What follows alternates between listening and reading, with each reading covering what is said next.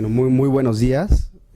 Voy a presentar el caso clínico de la sesión del día de hoy. Agradezco a todos los participantes en ellos o que han contribuido un poquito a la realización de este. Se trata de una paciente femenina de 67 años de edad, originaria del estado de Veracruz, jubilada, como antecedentes personales no patológicos importantes, refiere tabaquismo positivo a razón de 8 cigarrillos por día desde hace más de 30 años. Antecedentes heredofamiliares: madre con cáncer gástrico, hermana hipertensa, antecedentes patológicos: gastritis crónica, antecedentes quirúrgicos: histerectomía hace 20 años por extrusión, y antecedentes oftalmológicos: usuaria de lentes por presbicia nada más, ¿de acuerdo? Ella acude referida al instituto por presentar baja visual de ojo izquierdo de 2 meses de evolución, y refiere también que ha notado cambio en la coloración de su ojo izquierdo. Ella lo describe como que viéndose al espejo, ella tiene iris claro, y ella ha notado un cambio a un oscurecimiento de su ojo izquierdo. La exploración oftalmológica presenta una agudeza visual en ojo derecho de 20/20 y en ojo izquierdo 20/60, que solo mejora a 20/50. Las presiones en el ojo derecho están en 14, ojo izquierdo en 19 milímetros. Ahora, es importante mencionar que en la exploración se encontraron ángulos abiertos. Los ángulos que fueron explorables se encontraron abiertos. Ahorita vamos a ver por qué. En las fotos clínicas, aquí el ojo derecho sin alteraciones, ojo izquierdo, encontramos una masa ocupativa en el cuadrante nasal inferior con vascularización superficial, y es importante mencionar que no había inflamaciones, que no había ningún tipo de inflamación en el resto del ojo, ¿no? Esto es importante. Aquí tenemos un acercamiento de la lesión, podemos ver cómo está bien delimitada, con vasos aquí superficiales. Es una tumoración, bueno, una masa pigmentada, con un leve toque endotelial en esta región de la córnea, ¿no? La exploración del fondo de ojo derecho: retina aplicada, excavación del 35%, anillo neuroretiniano conservado, mácula con brillo foveal, y la periferia sin alteraciones. El ojo izquierdo dilata muy poco, 10%, retina aplicada. Lo que se ve en el polo posterior es igualmente como en el ojo derecho, normal, sin alteraciones. La periferia muy poco valorable clínicamente por esta poca dilatación y por la misma masa que obstruye pues la visión del fondo, ¿no? Se pensó en los diagnósticos diferenciales que ya todos mencionaron, nada más como para descartar o una pequeña explicación. Por ejemplo, en el leiomioma tiende a ser un tumor menos pigmentado, si no es que sin pigmento, y una prueba muy importante es la prueba de transiluminación. El leiomioma transilumina muy bien, este tumor no transiluminaba de esta manera, ¿no? Entonces, pues por ahí podemos ir descartando un poquito las opciones. El melanocitoma es definitivamente algo que tenemos que pensar de inicio, aunque si recordamos, el melanocitoma es una lesión que por definición es menor a 2 milímetros. Mayor, siempre hay que pensar mal hasta no descartar lo contrario, ¿no? Entonces el melanocitoma siempre vamos a ver una lesión un poco más aplanada y de un crecimiento obviamente no tan importante como el de nuestra paciente, pero es una opción también, como lo mencionaba. Las metástasis, importante también pensar en ellas. Las metástasis pueden darse en cualquier parte de la uvea, son mucho más frecuentes en la coroides y de mayor frecuencia en el polo posterior, casi en un 88% en las series más importantes, seguido por metástasis en iris, y la menos frecuente es la del cuerpo ciliar. Entonces, pues también es algo importante que hay que descartar. Es importante saber que, bueno, las metástasis, pues obviamente primero por lo general va a haber pues ya el diagnóstico, o por lo menos la sospecha de algún tumor en otra región del cuerpo, ¿no? Y en el caso de los hombres va a ser el cáncer pulmonar el que más frecuente nos va a dar metástasis a uvea, y en caso de las mujeres el cáncer de mama. El melanoma de iris, pues sí, es también un diagnóstico diferencial. Hasta donde vamos en el estudio de la paciente, no lo podríamos descartar, porque no tenemos estudios que nos confirmen el origen de esta masa, ¿no? Y el melanoma de cuerpo ciliar, que también hay que descartar. Entonces sí es ahora que empezamos el estudio del paciente. ¿Cómo vamos a seguir a este paciente?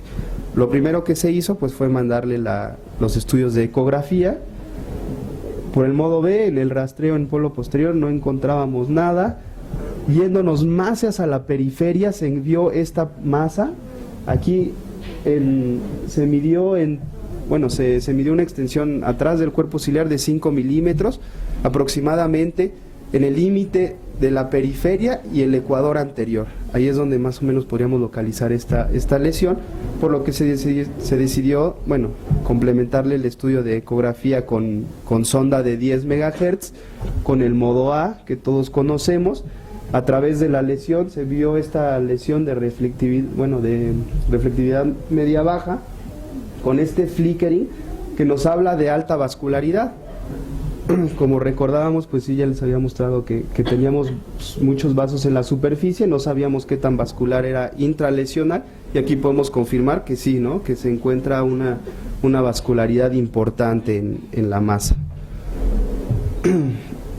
En el VM se cambió a sonda de 50 MHz, que todos conocemos, para realizar el estudio pues con más detalle de la porción anterior. Aquí podemos ver esta masa homogénea que está sobre el iris, aparentemente aquí en esta toma, y aquí vamos a ver cómo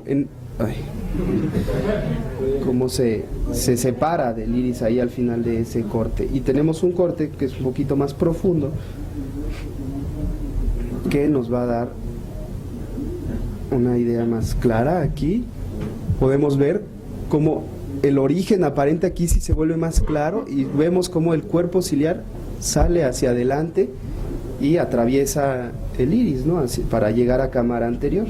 Entonces pues ahí ya nos quedaba claro el origen, que era el cuerpo ciliar.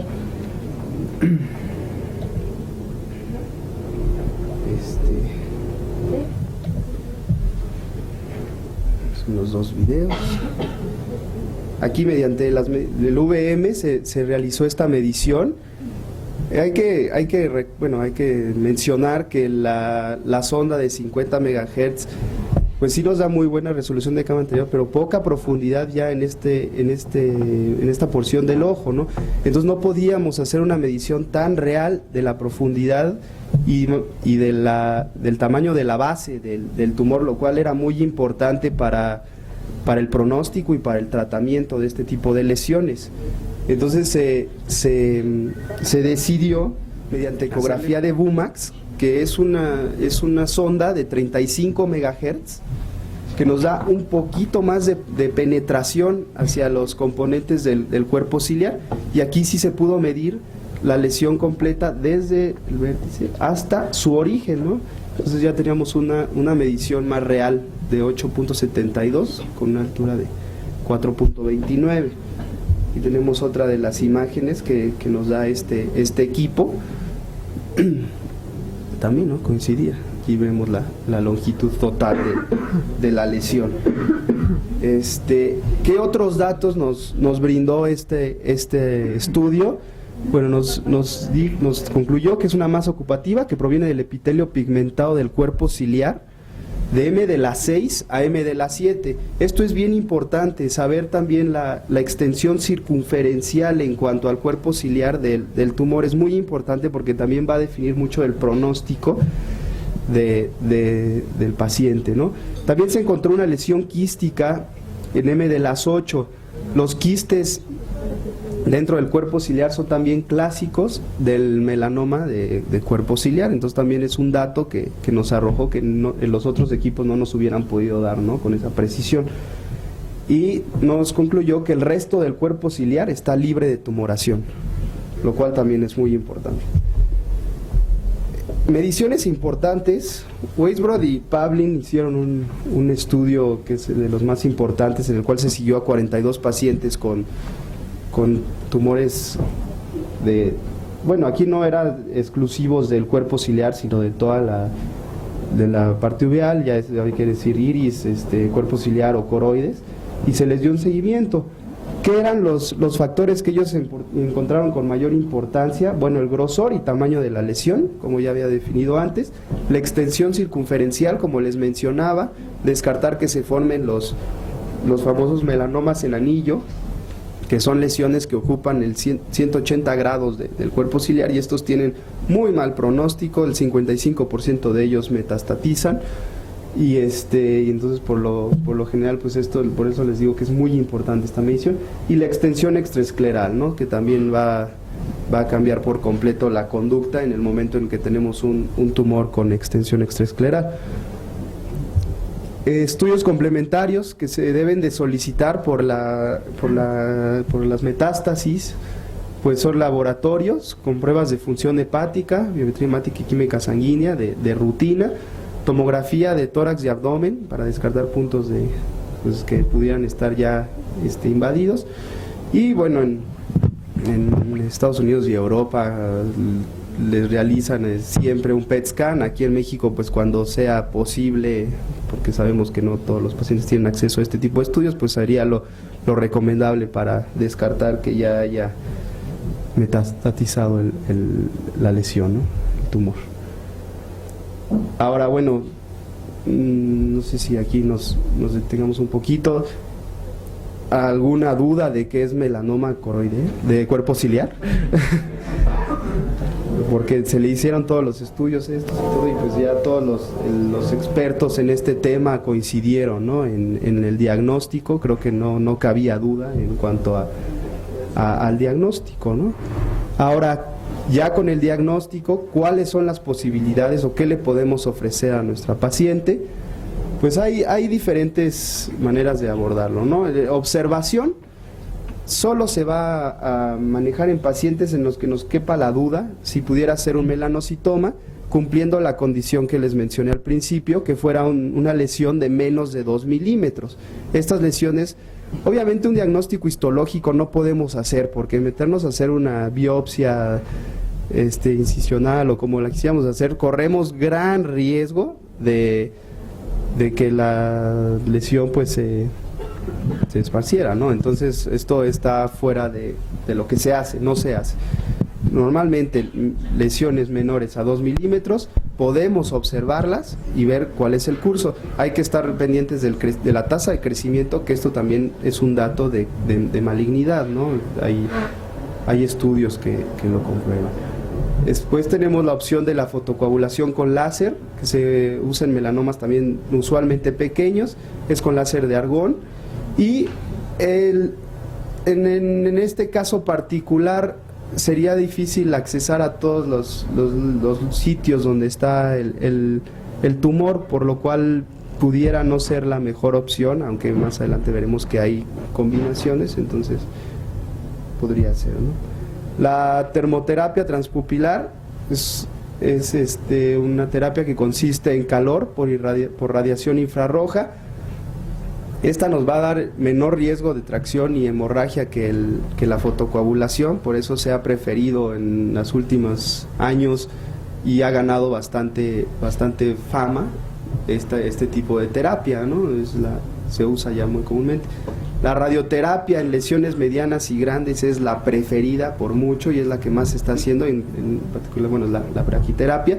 Se usan placas radioactivas que van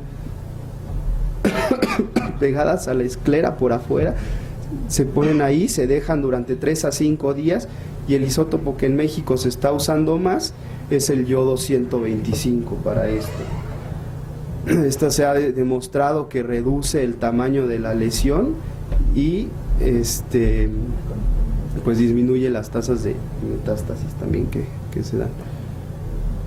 La radioterapia con partículas cargadas es algo que también se ha tratado de instaurar, aunque no ha tenido tampoco mucho éxito por esta razón. Da muchas complicaciones en el segmento anterior.